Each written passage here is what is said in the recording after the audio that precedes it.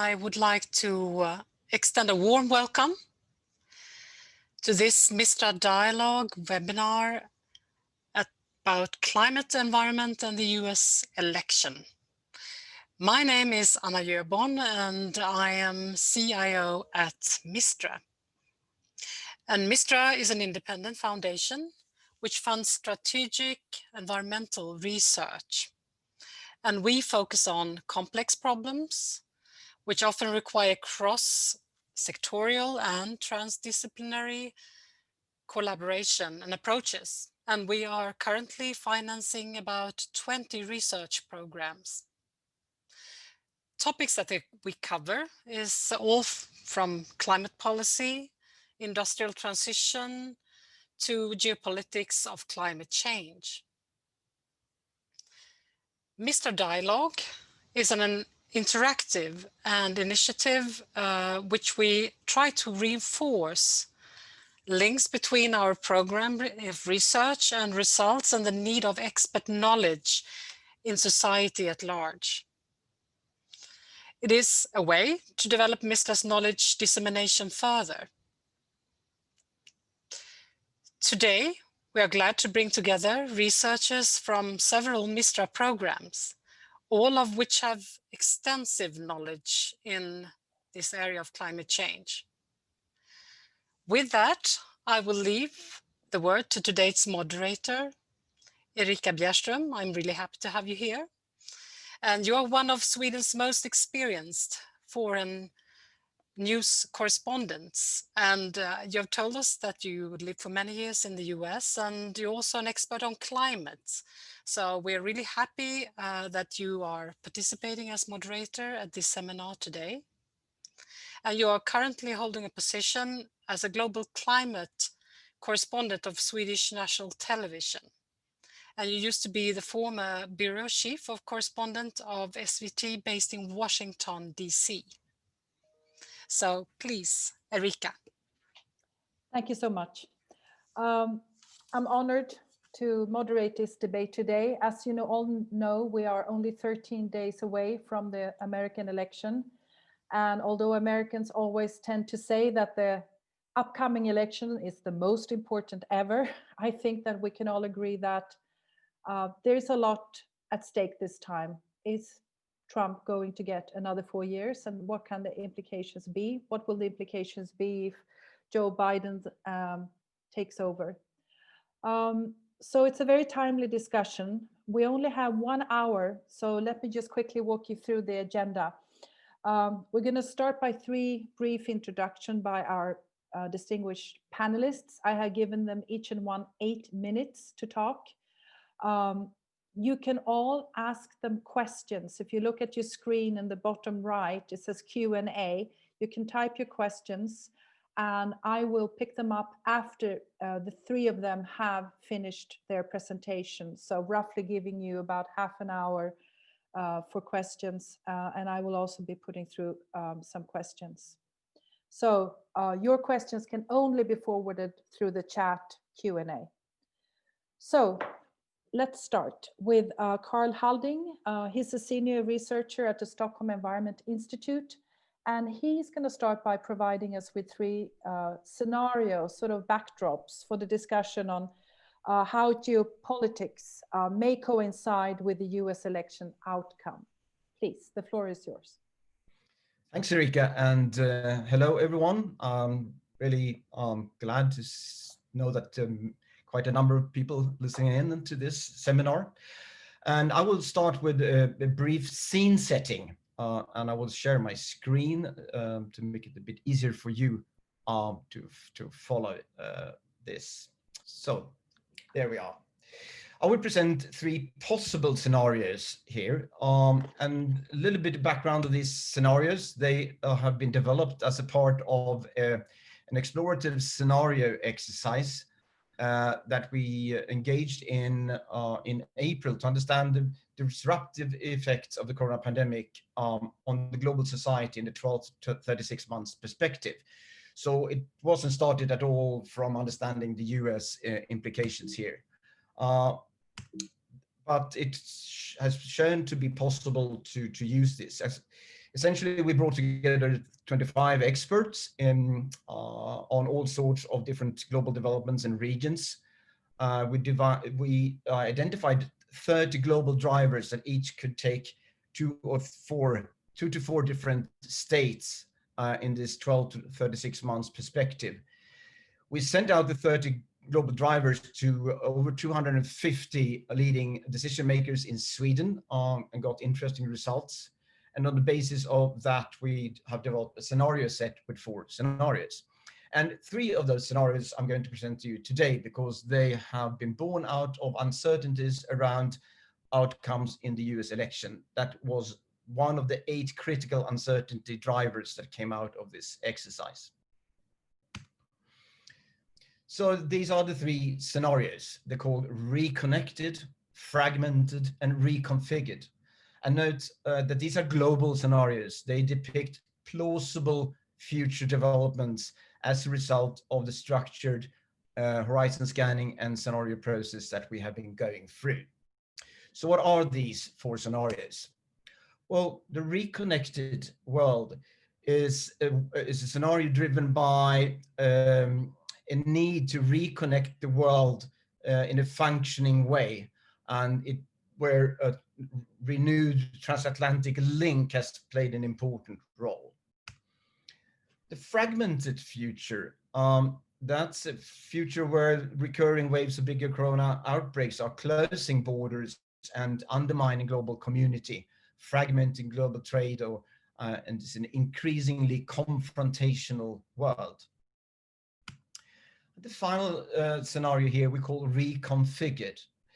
And it's a scenario that starts from a protracted corona pandemic that eats into the fabric, the social and economic fabric of the US and also the EU, and creating global conditions where emerging economies and also powerful tech companies could thrive.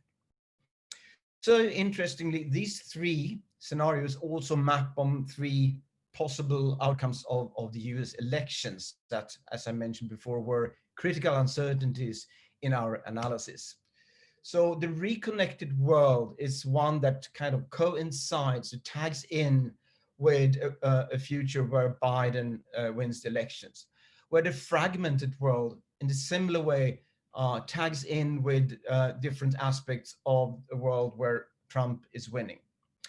Then the expert group that we worked with here, they thought that it would be interesting to have a 3rd future possibility of the US role internationally, and that's a considerably weakened US on the international scene. Weakened as a result maybe of turmoil or conflicts that result from the elections or from internal problems that the US is facing. So these are the 3 scenarios that we thought of could be used as a backdrop for the discussions here during the seminar today. Thanks a lot. That was 3 minutes rather than 8. Is there anything you would like to elaborate on when it comes to your 3 scenarios? I think we could come back to that, Erika, because my view is that it's, at least with people we talk to about the outcomes of this exercise, it's been fairly straightforward to people to actually understand the consequences, the logics of these different scenarios and how they sort of tie in with uncertainties around how the corona pandemic in general are reshaping the world. So I'm happy to come back to it, and we could probably share and show the 3 scenarios again later on. I just have a quick question. That's something that caught my attention when you talked about the 3rd scenario, the reconfigured world, where the US is weakened. And you said that also that corporations would play a larger role. How did you arrive at that?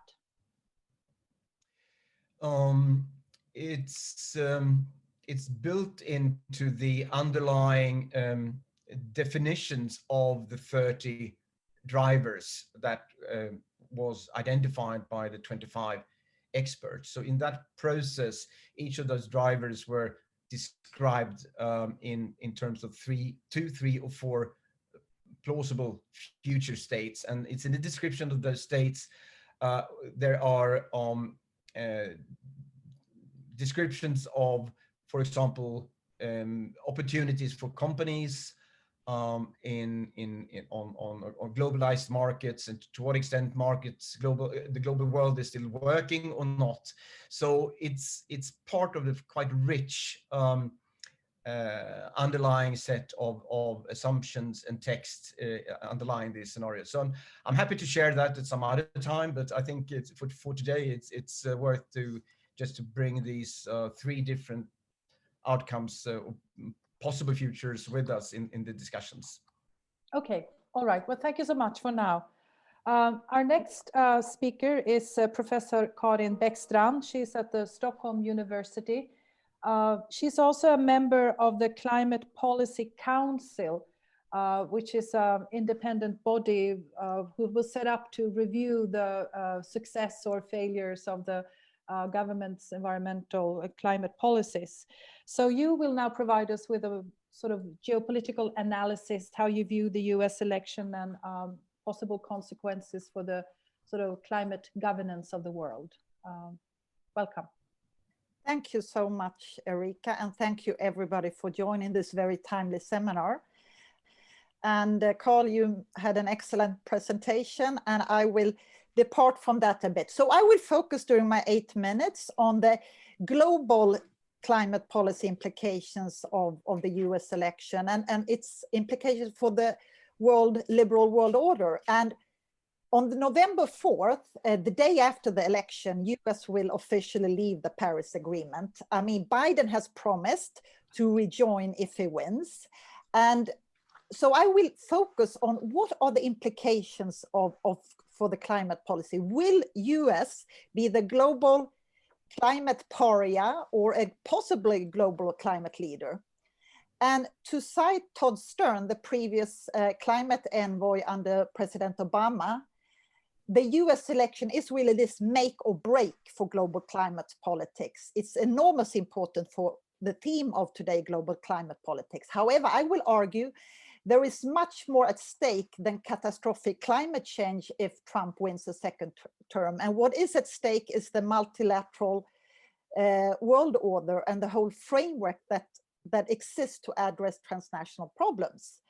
And that has been aggressively under attack by Trump as a populist, authoritarian populist.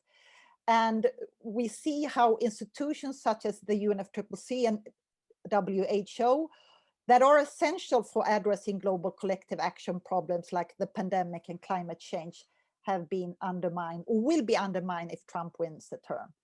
So I will first focus on the first issue on climate policy and then focus on the implications for the electoral outcome for the multilateral system. And then hopefully, if there is time, end up with some, in this very pessimistic era, some hopes I have and signs. So, but to the climate change, as you all know, the design of the Paris Agreement builds on this bottom-up action from states, voluntary targets, and it builds on states' efforts to reduce carbon emission domestically. So I'm now stating the obvious, but US as the second largest greenhouse gas emitters with 40% of share of global climate emissions, of course, it's very important what US does, and to be able to comply with the Paris Agreement target of 2 degrees or even more 1.5.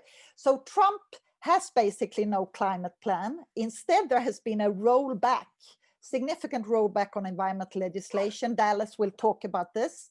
But Biden has promised to join the Paris Agreement and host a global climate summit within the 101st day. So that is promising.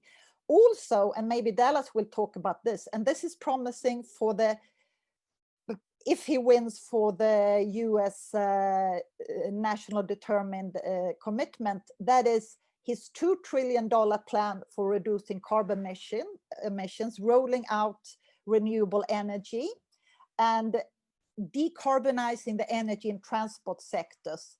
and also addressing issues such as climate justice. So that goal with zero carbon emission no later than 2050 and 100% clean energy, that is a very ambitious plan. So far, one of the most ambitious of US climate administration. Now, so that bodes well. The Biden team has not committed now before the election to a target for the climate, the Paris Agreement. But having a 2030 target could, if Biden wins, really drive climate policy forward. So as I see it, with Biden's climate plan, there are elements of a post-pandemic recovery, very much along the EU Green Deal. So that is in a way, that is on the positive side for the climate if Biden wins. Now, I want to return to the second issue that I think actually is larger in some ways than climate. Well, climate is very large, but it contains so many interlinked issues. And that is that multilateralism or a rule-based international order will be at stake if Trump wins. Because we have seen this attack on international organization, and that will continue if Trump wins. And the Trump's embrace of Brexit, the withdrawal from Paris Agreement, and the WHO signifies this, and he uses this as an electoral platform. Also parallel with his undermining of the science of climate change with his climate skepticism.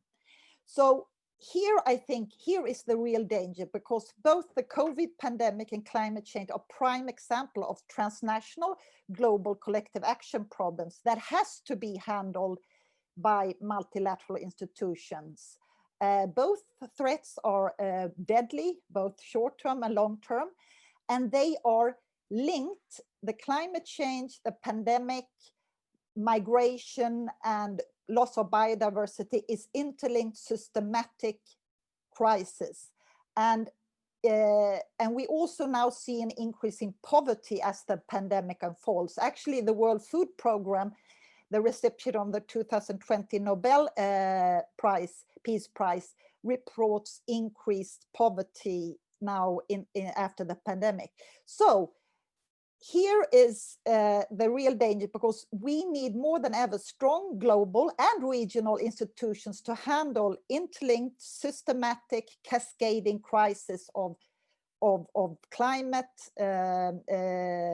biodiversity, migration, climate-induced migration, and also poverty.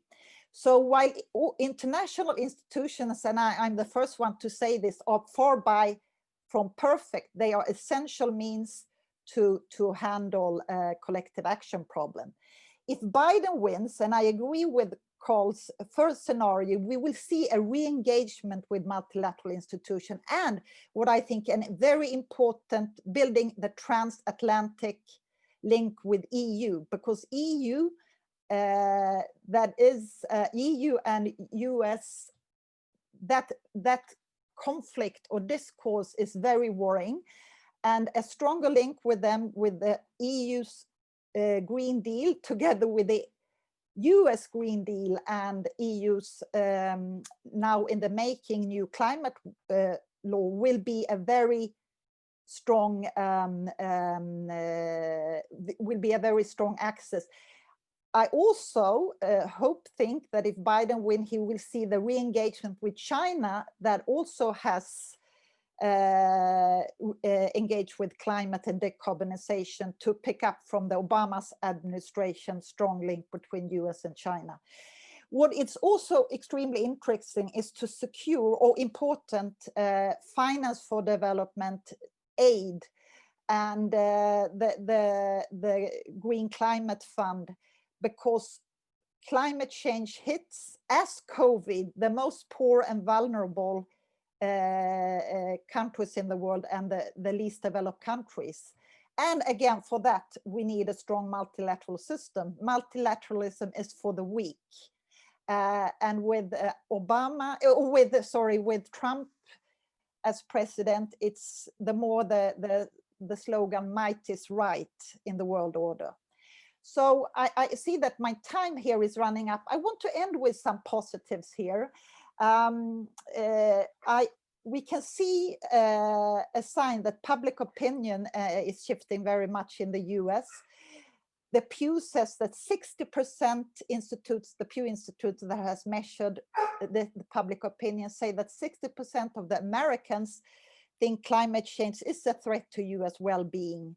And we see that worry now with the wildfires and the extreme weather events. Secondly, we see a force coming from the bottom up, from cities, investors, regions in the US, majors that commit to decarbonization and very ambitious climate goals.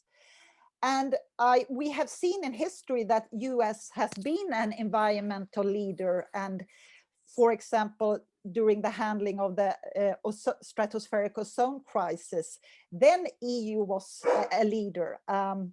So I do believe and hope that there is a momentum now with shifts in public opinion, shift in the business sector, and EU's very ambitious climate target, that there will be a good outcome of the elections. Thank you. Thank you so much. I just have a quick question. It is correct, as you quoted, that 60% of Americans are beginning to perceive climate change as a threat. But I also read a recent opinion poll showing that climate is not an issue in this election. It is not a topic that the Americans address. Do you have any idea why that is? Maybe Dallas would be able to answer this question, but that is, it's very clear from all opinion. For example, Americans are more climate skeptic than in other countries. The environment hasn't at all, doesn't figure so high. I'm actually apologizing, my dog is barking. So apologizing. Right. I'm going to quiet him soon. No, so it's just in the, and I hope Dallas can develop that. I mean, in the, for example, Senate, we have climate skepticism or climate denialism is even acceptable among top politicians. So we have another political culture in Europe, Sweden. So I think it has to do with the political culture, but it's changing. And just a second question. It's interesting how you outline that the consequences if Trump wins again, that we will sort of continue to see this withdrawal, as you say, from multilateral institutions. I don't know if there's, I guess he could take the US out of the UN. That might be the next step. But why can't we look at it this way? Why not just look at the US as one country amongst all other countries, and they could sort of be isolated and the rest of us could continue with this sort of multilateral order, as you say, which is so needed now given the two big crises facing humanity? Well, I would argue US is essential. It's the second largest greenhouse gas emitter, so that will be enormously important with US on board. Secondly, I think it's the largest democracy in the world, and to engage, that has actually, ironically, US has built very much of the multilateral framework. So of course, we have gone on with the Paris Agreement without US, but I think it's very essential, again, also to build the transatlantic link between EU and US. So yes, I'm sure if Trump wins, climate policy will be developed with US on the outside, so to speak, but it's not optimal. Okay. All right. So I think your dog needs your attention. Yeah. Thank you. So please, last but not least, Dallas Burtraw. He's an economist and senior fellow at the Resources for the Future in Washington, D.C. He is seen as one of the leading experts in the US on environmental regulation. And he's going to help us by highlighting some of the differences between Trump's and Biden's climate policies. And also, I'm going to ask him about, the legacy of Trump's 4 year when it comes to altering climate policy in the US. Welcome. Okay, thank you very much, Erika. And I am very pleased to follow on the remarks of Karl and Karin, because I think that I very much agree that they are in alignment with each other, in alignment with my perspective. I like to conceptualize the last 4 years in the US under Trump with respect to climate policy as the Trump administration taking under the Trump administration, the US took its foot off the accelerator of the car, and we were just coasting. They struggled to try to find reverse, and so far they have not really been able to find reverse. There has not been a great deal of competence in the execution of the agencies, the environmental agencies, and other things. So what they've been able to do really is just take the foot off the accelerator. A second term for Trump would really change things. I think the U.S. would start moving in reverse, evident through, for example, expanded oil and gas extraction and export, removal of standards for vehicles, etc. But as of right now, there was so much momentum under both previous administrative rules and new business opportunities, the emergence of natural gas crowding out coal in the electricity sector, etc., that the Trump administration has not really been able to reverse that. So the United States has lost very much momentum. This election is, as you said at the outset, Erika, really a pivotal election, probably the most important election of my lifetime. I know that folks in Europe and in Sweden follow the US election as closely, perhaps with more care and more objectivity than the Americans do. But I want to just lay out 3 scenarios for the outcome of the US election. One is that President Biden wins and there's a Democratic Senate. It's really important to keep in mind what happens in the Senate. And on election day or the day after the election, or maybe it could be the week after the election, because there's a lot of controversy as to when results will be available, watch carefully what happens to the US Senate. If Biden wins and there's a Democratic Senate, then legislation becomes possible. A second scenario is that Biden wins, but there's still a Republican Senate. And then the Biden administration, the new Biden administration, would be constrained to using existing authority of the executive branch, but very unlikely to see new legislation. So much more modest and incremental steps forward in that case. And then third, although he could rejoin the Paris Agreement without the Senate ratification. Third is President Trump being reelected, which implies that there would be a Republican Senate. That would be for sure. In that case, as Karl Hallding indicates in his, I would put that into the box of a reconfiguration.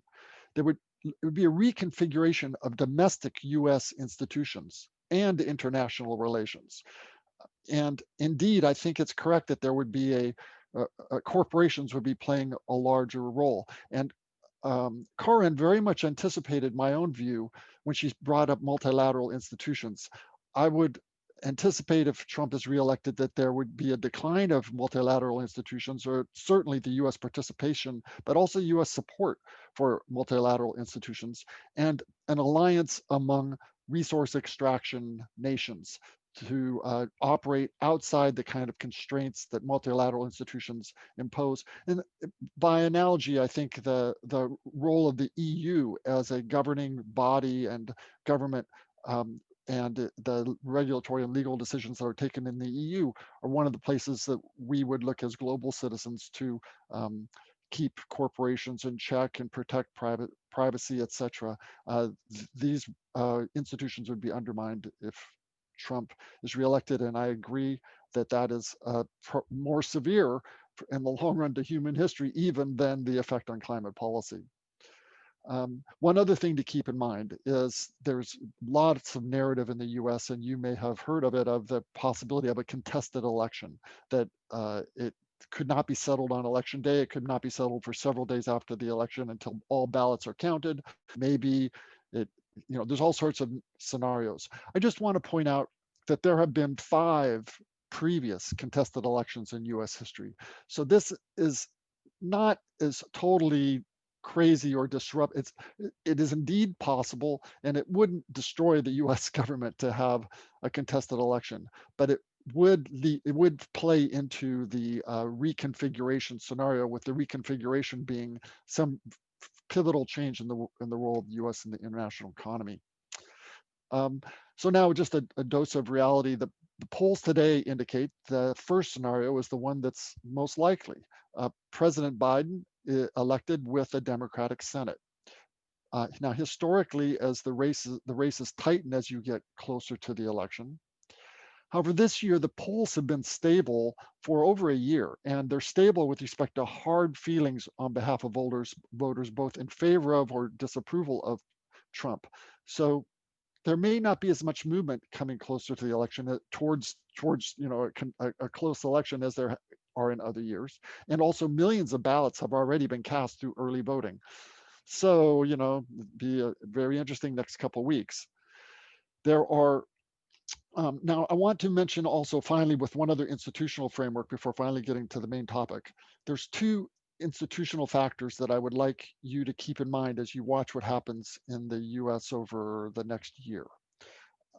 One is that if Biden wins and there remains a minority in the US Senate that is Republican, so that in other words, the Democrats take the Senate, but the minority is Republican, that minority has the opportunity to filibuster or delay the consideration of any major legislation.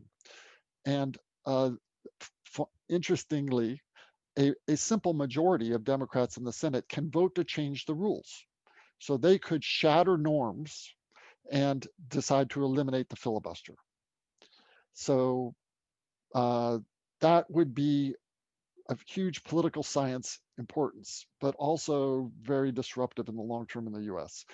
A second thing to keep an eye on is the US Supreme Court. And as you may have come to understand, the court will soon be a conservative 6-3 court.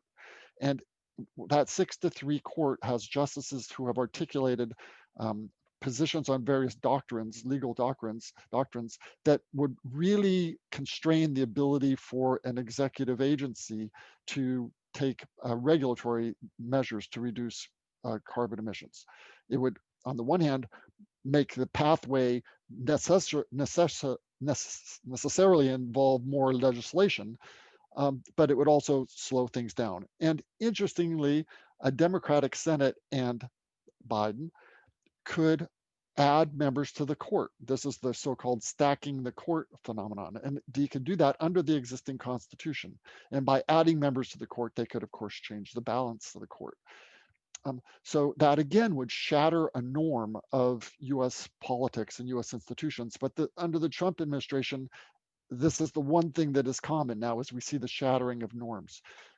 A President Biden, because of his nature and his history, he would be very unhappy about doing either of these 2 things. But many centrally placed, strong climate advocates suggest that the climate crisis is so severe that if the Republicans in the Senate or the Supreme Court become major obstacles towards climate action, that the Biden administration should pursue one of those options. So over the next year or 2, that's the kind of thing, if there's a Biden election, Democrats take the Senate, then the next thing to watch for is, will they be able to move legislation, or will they have to resort to one of these 2 institution shattering, norm shattering pathways?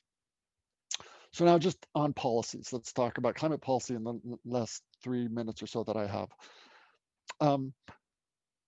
First, you can expect to see, if the Democrats take the Senate, a large legislative package that focuses on economic recovery primarily, with investments placing a heavy emphasis on job creation and distributional justice. And by distributional justice, that means where jobs are created and who gets those jobs, who has access to those jobs. That matters especially geographically, but also that's going to be linked to the calls for environmental justice in the US, which have a very localized context. concerns of disadvantaged communities, often communities with people of color, feel that air quality improvements have not been uniformly distributed. So there'll be a lot of concern about who's paying for the cost of improving the environment and where the ancillary or co-benefits of air pollution improvements and other types of environmental improvements, where they accrue, and do they accrue equally across the US and across different communities. So the first piece will really be, as I say, economic recovery investments. The second will be a suite of coordinated sectoral policies. So sector by sector, electricity, transportation, industry, etc. And it will link closely to job creation. So policies in these sectors to try to create jobs to help the US economy come back after COVID. And a third piece that will be a desire, even within those closest to Biden, I said a desire, not a commitment, to add an economy-wide carbon price. Likely small if they're successful, but I think it's viewed as enhancing the efficiency and efficacy of all the other measures. It would generate revenue, which is probably the issue that opens the door for a carbon price in the US in the next couple of years. And it would be, to economists such as myself, a scalable tool so that it could grow in the future, and carbon pricing could play an increasing influence hopefully over the course of the decade. So let me just summarize by addressing two final issues.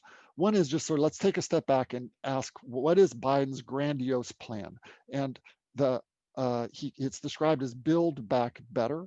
And this is the Biden campaign describing climate policy as a jobs policy. And there's many examples in which this can actually be manifesting, in which all these pieces come together. So just like, for example, it's estimated 250,000 jobs associated with capping abandoned oil and gas wells in the US, which leak methane. And I could go on and on. And it's likely to be very ambitious. And I think the Biden plan is likely to be very ambitious, and it's going to be very tightly linked to stimulus spending to help the US economy grow. That would be their strategy. And finally, I think of interest to this conversation is the role of trade agreements. About a quarter of emissions globally are associated with traded goods, goods that go across national borders. And the Biden administration, or the Biden platform, let's say, wants to use trade agreements to enforce climate-related goals. If Biden can put in place various regulatory measures and legislation, even if it's on a sectoral basis that doesn't involve a carbon price, he does not want to disadvantage US industry as a consequence, vis-a-vis other countries.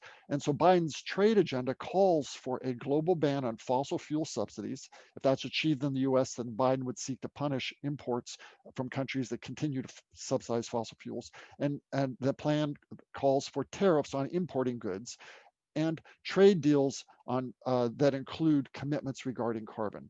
Next year, Congress will need to reauthorize the Trade Promotion Authority, which gives the president and the executive branch authority and instructions about how to negotiate trade deals. So an issue that's been very important in the EU, and the EU has been a lead on in terms of discussing potential border carbon adjustments, may actually be on the agenda also in the US. So coordination and multilateralism will become really important. I hope I didn't go too long, Erica. Thank you. Thank you so much. Really interesting. I have a question in regards to this. As you know, the EU Commission has gone quite aggressive, I would say, on pursuing climate policy, the Green Deal. They're also talking about climate tariffs, carbon adjustment tariffs, klimattullar, we call it in Swedish. What do you think would be Biden versus Trump's reactions to the EU actually putting those new tariffs in place? Well, the Trump reaction would be very hostile and combative, and it could have severe implications. I remember my history professor in college saying that for over 300 years, all major international wars have been preceded by tariff wars. So we must be careful when thinking about applying tariffs. But I think the EU would be justified in doing so, and that would be a battle that would get fought out between the Trump administration and the EU. But I think if Biden administration comes in, as I say, Biden appears sympathetic to tariffs in some form.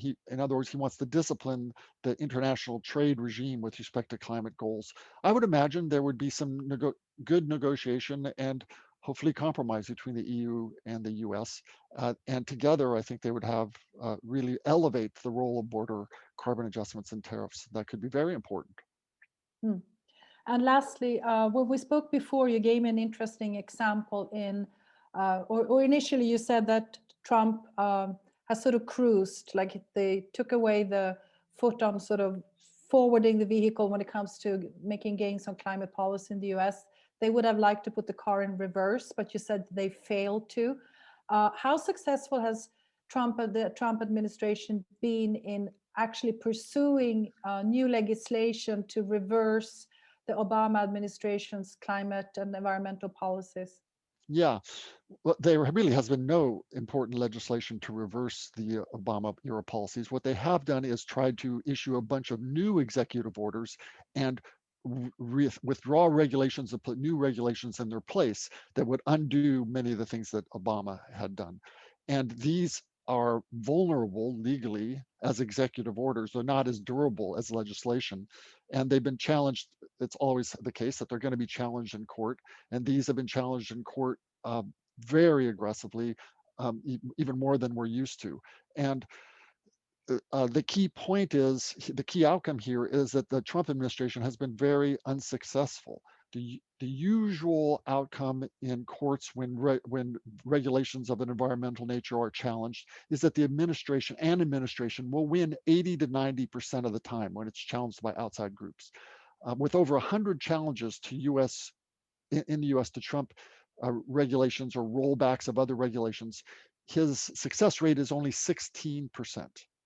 So the courts, even conservative courts, even judges that Trump has appointed, who are arguably sometimes politicized judges, have been unable to sustain the decisions that have come out of the Trump administration because the analytical foundation of them has been really poor. This is an area that I and some of my colleagues have done some work in, and it's just not logical. The basis that they have put in place, the analytical basis, the benefit cost analysis or whatever, to support a regulatory decision. It's just been politically driven. And I think they've learned and they've gotten better recently in terms of how to construct these rules changes. But really, it's been more about just creating chaos and undoing what was done before. And they haven't had a durable impact yet, not after just one term. All right, thank you so much.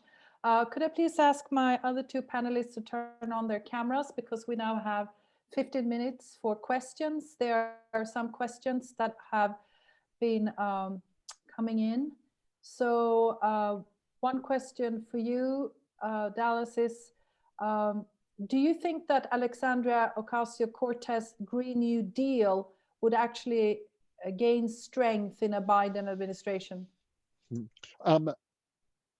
Yes, I think of the Green New Deal as more of an idea or as a mandate rather than it's not any specific set of policies. It does articulate some goals that are very aggressive, and Biden has already taken on elements of those goals specifically. So I think Biden wants to distance himself from the Green New Deal because it's controversial, and the way the Green New Deal was brought out into the political landscape was unfortunate, but it really has already taken on many of the important ideas there. And I think what will happen is, Biden is the windmill, and Cortez and the young political activists are the wind, and they're going to try to make the wind blow. And I think they've already had a tremendous amount of success in getting commitments out of the Biden platform around things like 100% clean electricity by 2035. That's a really turnaround for the US, and that's what Biden is committed to. That really, you can really trace the threads of that to the Green New Deal and the influence of the Green New Deal. So it's not going to get adopted wholesale into something that Biden does. It's not even going to be named a Green New Deal, I don't believe, but I think many of the ideas will find their way into the Biden administration. Okay, thank you very much. And then to you, Karin, it's more opinion stated than a question, but there's one person who feels that the term that you used, rule-based international order, is a propaganda term, asking what kind of rules were applied in, for instance, Iraq, or the multiple military coups in South America instigated and supported by Washington, D.C. over the last decades. Is it helpful or even historically accurate to discuss Trump in those terms? Yeah, I see what the question, but I want to say one thing. The liberal or legal international rules-based system, that is set up by states, I mean, after the World War. So it's states themselves who set it up, and also sometimes choose to break those rules, especially hegemons, big states. So I think it's, again, I would say that ideally a rules-based system with international institutions, with membership from global south to north, is actually a guarantee for the weaker states, while and a check and balance on states. But of course, I agree that the major powers can use the rules of the game and the framework to further their interest. And this, my field is international relations, and we often discuss that from a more realistic perspective, how certain states, and US not the least, dominate international institutions. Thank you. Karl, do you have any reflections having listened to the other two panelists? Well, I think what they said and the different arguments and observations they made mapped quite nicely on the spread of the three scenarios that came out of our exercise here. I think, for example, I think it was mainly maybe Karin who proposed the strengthening of transatlantic links here is something, particularly if you look upon it from a trade agreement perspective. Do we see the return of the TTIPs, the Transatlantic Trade and Investment Partnership, which was undone by Trump before it came into power? But do we see the opportunity in the case that Biden wins and there is a Democratic Senate, particularly reemergence of the TTIPs or rebirth of the TTIPs, for example, as a starting point for setting certain type of rules, market access rules, for example. Maybe that was Dallas who talked about that. That could really shape a sort of a new world. That's an observation that I picked up here. Then I was also happy to listen to Dallas scenarios for what could come out in terms of different types of configurations in the US, depending on the elections. And I think that is a very important, and I think that also alludes to the third scenario here that we call reconfigured. So that is in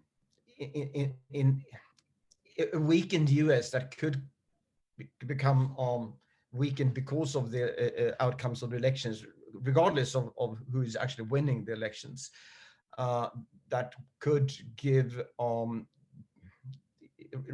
result in a sort of a vacuum in the international order, and then others would fill that void, and I think that's an interesting way we're not usually seeing this. We kind of take for granted that the US will play a very important role in the future as well, but maybe it won't.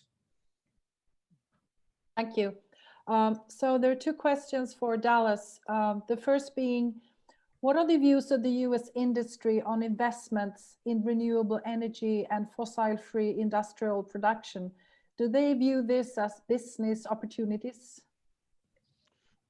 Yeah, that would be my answer to the question. They do view this as a business opportunity, but if, the U.S. is a big country and there's a lot of different industry with different interest in the outcome. And again, I'll invoke the term, resource extraction industries are tied to the economic profits that are associated with fossil fuels that are in the ground. But venture capital, which is a huge issue, this is why you see sort of a key element to the success, for example, in California's environmental and climate policy framework is the key role of venture capital and environmental entrepreneurs recognizing that if California can be a first mover, they can develop industries and business opportunities that allow them to expand nationally and indeed internationally. And this has been true for 25 years very strongly, but it really goes back 50 years in California with the reliance on technology and venture capital. And similarly, one looks at like the car companies. As in the EU and the US, the car companies to varying degrees recognize the writing that's on the wall. They recognize that there's going to be an important decline in internal combustion engines and an expansion of electric vehicles or potentially hydrogen vehicles or clean transportation in one form or another. They don't like to have rules and regulations put on top of them, but they recognize that that this is where things are going. And to the extent that China or the EU start to develop these industries and start to develop these markets, the US car companies want to be players in those markets. So sometimes you find among industry a desire to like get the rules in place so that we know what path to take going forward, because it's sometimes said that the biggest cost of climate so far, economic cost of climate so far, has been the uncertainty about the pathway that the country is going to take with respect to addressing climate change. I mean, I think with this year with the fires and the hurricanes, that's not necessarily true anymore, but I think it is clear that business wants a set of rules in place to reduce regulatory uncertainty, and they're willing to come along. So why, I just out of curiosity, why do you think it is that the climate issue hasn't at all made it sort of top of the agenda of election issues this year? Well, that's because there are some crushing issues in front of it this year. And COVID, if I was a Democratic pollster or advisor, I would say, don't talk about climate, talk about COVID, because the administration's mismanagement of the COVID crisis and it is just so deep. I don't even think it's fully appreciated and by anyone about how poorly and the consequences of mismanaging this situation. So you mean that completely overshadows everything else at the moment? Yes, and second is healthcare. Healthcare was the central issue in 2018 when the Democrats had a major resurgence in the House of Representatives. But after you get those two out of the way, I think there's a lot of sentiment for climate. And I will say that climate issues have really driven participation of young voters. There's a young army of volunteers that have been working for all, Biden being the most senior of the candidates during the Democratic primary, the young voters weren't necessarily in his army, but they've come to coalesce around him. And so climate is a motivational issue for the Democratic base, but it's not an issue that swings the election for the middle voter. Okay. So I have one more question for you, Dallas. Then I'm going to ask my panelists to just prepare a minute summarizing exactly why, from your point of view, is this US election so important, maybe in an ominous way, when it comes to climate policy, also outside of the US. So the last question for you, Dallas, is as follows. Do you think it's possible that the Trump administration could take irreversible action on climate change and multilateral institutions during the transition period, being from November 4th, being elected and then taking office in January? Yes, I do think it's possible they could do, not exactly irreversible, but they could cause a lot of problems, but it's not going to be their top priority. If Trump loses the election, there's other deeper economic concerns by him and the people around him. There's legal concerns that are hanging over his head. I don't think that climate change is going to be the major concern of the White House. In the EPA, it could be that there could be some measures taken that are difficult. The U.S. has something called the Congressional Review Act, which allows a new Congress to look back over 120 working days and undo anything that an agency has done after an election. And I think that anything that the EPA did now would probably get visited by the Congressional Review Act. So a final question that just came in. I think this is for you, Karin. Do you think that if Trump wins, can another country or the US or the EU, sorry, push the climate agenda forward, sort of in the absence of the US? I think definitely. I mean, we see now with the EU, with its very ambitious new leadership, with the Green Deal and climate law, for example, with push, we see promising now also with China. So that is possible. But again, in order to handle this parallel health climate crisis and now recovery, we need to re-engage US in the multilateral order. But I'm sure with Trump, God forbid, as president, I hope that EU will try to find ways and inroads to engage with US the next presidential term still. Mm. I just noticed that you called him an authoritarian populist. Yes. That is something we would never use as a term on Swedish television. Well, is this really a academically correct way to? He's a democratically elected president. Well, now I'm speaking as a political scientist, and populism is a big scholarly debate, and there's been enormous flurry of literature on populism, and we both have right-wing or authoritarian populism, which populists can right-wing and left-wing. And in all how we, in this research field, Trump fulfills, even being a president of the largest democracy in the world, fulfills the criteria for being a populist and a more authoritarian right-wing populist. Okay, thank you. So you have 1 minute each. Karl, do you want to start? Why is this election the most important one when it comes to climate policy and how it will affect the world? Well, I think we all agree that we live in times of big changes globally. We see different contexts evolving, and we're not sure where it's going. And of course, the US, whichever way it takes, it will affect the outcomes of where the world is going, whether or not it's Trump or Biden, or even a weakened US would have major consequences for setting the scene, the context in which also climate policy will evolve around the world. Okay, thank you very much. Dallas. Well, I've just got to take a deep breath and say that I want to defend what Karin's choice of words there, because we are at the end of a 300 or 400 year project to try to reduce the direct influence of oligarchs, and to put in its place institutions that are democratic. And that's always a back and forth tension. Yes, Trump is democratically elected, but his method of operation has been very anti-democratic, and in the way he's done so much violence to process, to the normal. That's why his rulemakings have held up so poorly in courts, but that hasn't stopped him from introducing chaos to the regulatory system in the US and to the international community.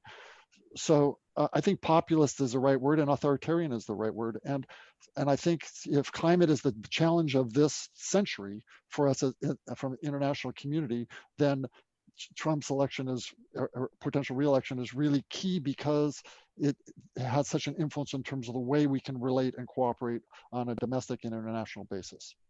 Okay, thank you very much. And Karin. It's a very important election because the world stands in for a global health and climate crisis, also an enormous economic recession. And in that situation, and this is what I talked about, we need political leadership that can respond to these triple crises, leaning on science, be it climate science or health science, be leaning on and engaging with multilateral institution and collaboration. So it's extremely critical that that one has that leadership. And I think that Biden, with the climate plan, as I talked about, with his engagement with UN and international organization and EU, and again, his reliance on climate science will be well positioned for that leadership. And also with his team of the climate task team with the more radical Green Deal proponents. Okay. Thank you so much to the three of you. I have greatly enjoyed listening to you. I learned a lot, and I just had a thought. It would be really interesting to gather the three of you in, let's say, a year and see where we are. I mean, it seems very difficult to even begin to speculate. And also I hope to all of you who have been listening to this webinar that you also have enjoyed it. And as I said, there's just 13 days left. And hopefully soon we will know who will govern the US the next 4 coming years. Thank you so much.